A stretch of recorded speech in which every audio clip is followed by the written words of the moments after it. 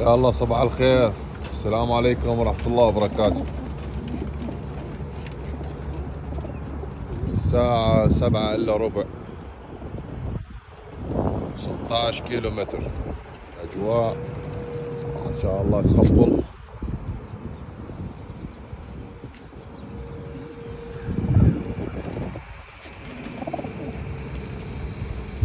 الفراخ 2024 كما تعرفون.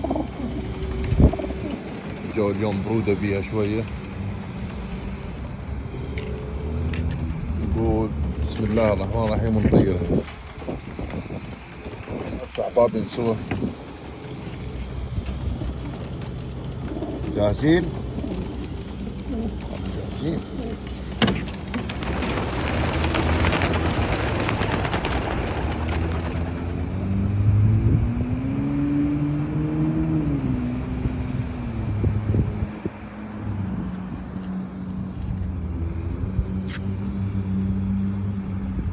الهواء عالي شوية اليوم بس عادي تألمت. هاي أول مرة يكونوا 16 كيلو متر، أول مرة.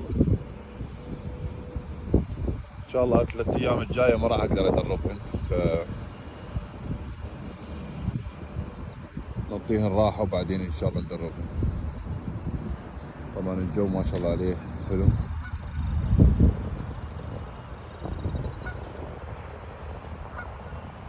الحمد لله. حياتي الطيور.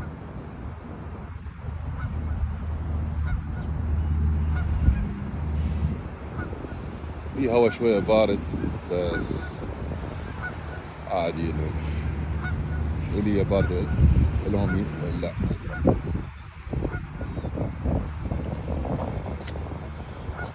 راحوا على المكان الصحيح. هناك راح يروحون مضبوط، لازم باتجاه الشمس هيك. يلا اخوان تقبلوا تحياتي، السلام عليكم ورحمة الله وبركاته.